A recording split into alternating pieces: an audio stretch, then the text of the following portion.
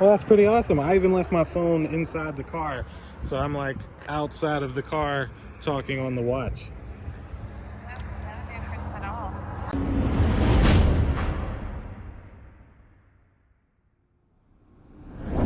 Alright, so today is November 8th. You will probably be seeing this video around November 10th or 11th. And so at that point, I've been using my Google Pixel Watch for 1 month. Now, this is the box of watches, of course, here. But I've been using this watch daily for the past month. And I have a few things to share about it. I want to show you some of the ins and outs that I've noticed and some of the things that have seemed to work very well for me. So it's kind of a 1 month review and a little bit of who this watch is really good for. So click like, click subscribe, indulge in your life at indulgeclothing.com for the merch, and let's get into our 1 month Pixel Watch review. This is my Pixel Watch. Now, as you know, these come in 3 different colors. I did get the regular black one. Now, this is a 41mm watch. It does have a 4G LTE option for an extra $50 if you're willing to pay $400 for this watch. Otherwise, it just has 2.4 gigahertz Wi-Fi with Bluetooth 5.0. So far, I haven't had any real issues with only having the Bluetooth version. Now, the display has an always-on display, so that's why you never see mine go away. Now, you do have to enable that in the settings. It has a brightness boost of up to 100 nits and a 320 ppi AMOLED display. It has a 294 milliamp hour battery, which is of course rechargeable with the cable. And in terms of charging times, if the watch was below 50%, I could get it up to 50% in about 30 minutes. In about 55 minutes, I could get it to 80. And in about an hour and a half, I could get it to 100% if it was dead. Now, a quick side note on battery life. Now, for me, this watch has lasted me all day, every single day. I get up normally between 7 and 8 a.m. I honestly go to bed anywhere between like 9:30 and 11 p.m. And every single night that I've went to take this watch off, other than maybe like 2 nights, the watch was on 30 to 40%. Now, I have not cared for any sleep tracking or anything like that, so I have not tried out that feature whatsoever. I just don't want to sleep with a watch on. Like, that's, no, too much. Too much tracking at that point. But I can say that every day I've been able to use this, and the lowest I remember it being was probably like 5% one time, but that was because, and come with me.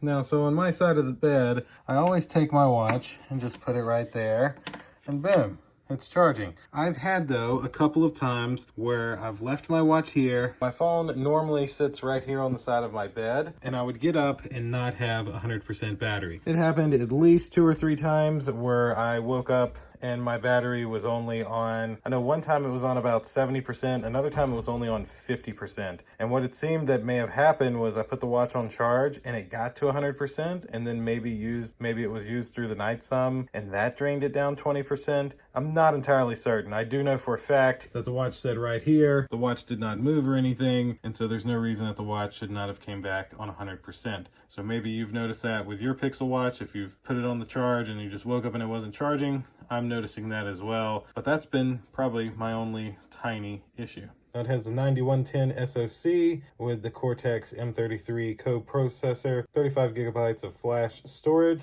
as well as 2 gigabytes of RAM. Tons of sensors built in: multi-purpose electrical sensor, ambient light sensor, gyroscope, accelerometer, blood oxygen sensor, compass, optical heart rate sensor, and then of course you've got just this little button that's right here, and the turn dial. And you can take calls on it. It has the built-in microphone. I did test it out with my wife, and she was very pleasantly surprised at how good we actually sounded on the phone call. We'll leave the phone there. Hi, my queen. Can you hear me? Yeah, I can hear you. Do I sound clear or do I sound bad? You just sound normal, like you're calling from your phone. Wow, really? Yeah, I wouldn't have known the difference. Well, that's pretty awesome. I even left my phone inside the car, so I'm like outside of the car talking on the watch. No difference at all. Sounds good. So it sounds better. Outside, I'm surprised I don't hear wind and stuff. Yeah, there's definitely wind. No, I don't get any of that. All right, well, thank you very much, my queen. You're welcome. Bye, love you. Love you, bye. Now, when using the watch, you have a few different screens you can choose from. I'll go over those here in a moment. This is my screen. I have my steps right here, my heart rate, which it checks every single second. The best part is this: I can tap my assistant, turn off the recording lights. It should. Boom. All right, turning off 37 lights. Well, sorry, it looks like it sadly thought I said all lights, so turn on the recording lights. And that's real time. Got it. Turning 3 lights on. So I have not had any issues with the Google Assistant features. I have truly loved that. Now, one of the other cool things is you can swipe down from the top up here to get all of your settings, like with most watches. And if you go up to here, you have Google Home. Now, it tells you that this is all in beta, but I can say it's worked pretty good. So like, let me go find my recording room. Here we go, recording lights. And then it loads my lights up, and you know, I can tap this to turn them all off, and tap it again to turn them all on. That has been amazing and truly a feature that I've used a whole lot.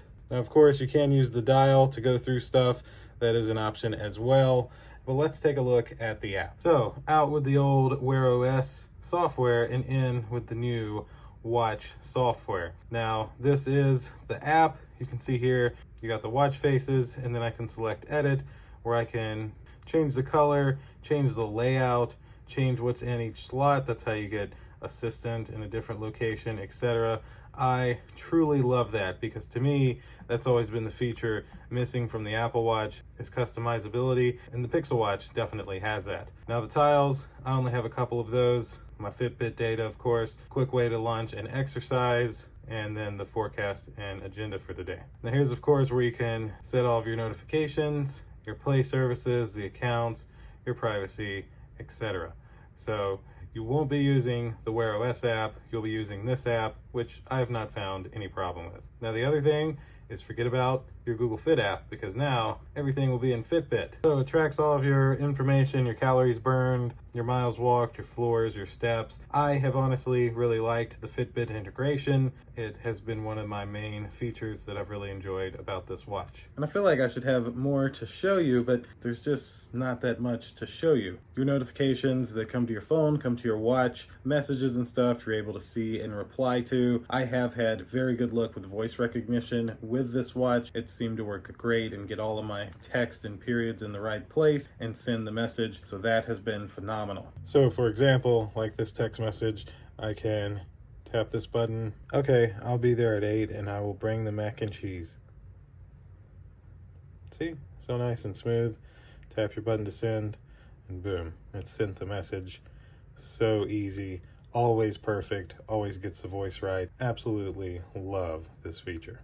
Google seems to have the Google Home, the Fitbit, and the voice control completely down pat. And so in the end, if this watch is right for you, I would say it's for like 3 types of people. Type number 1 is the people who have Android smartphones and want a good Android smartwatch, because the Apple Watch is no.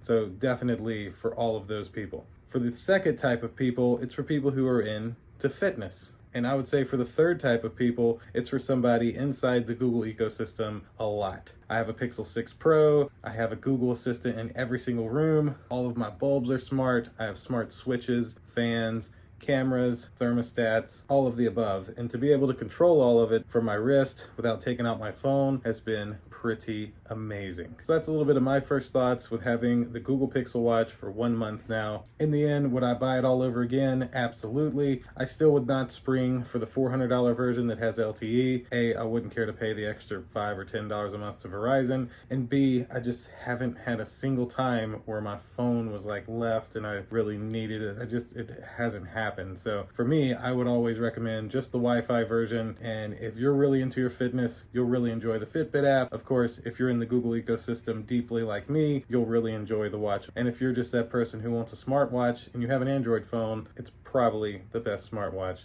to get. So that'll do it for today's video. Thank you all for watching and listening to me ramble about what it was like using this for the past month. Definitely 2 thumbs up, and I can't wait to see the future iterations of the Google Pixel Watch. So click like, click subscribe, indulge in your life at indulgeclothing.com for the merch, and we'll see you in the next one. Deuces.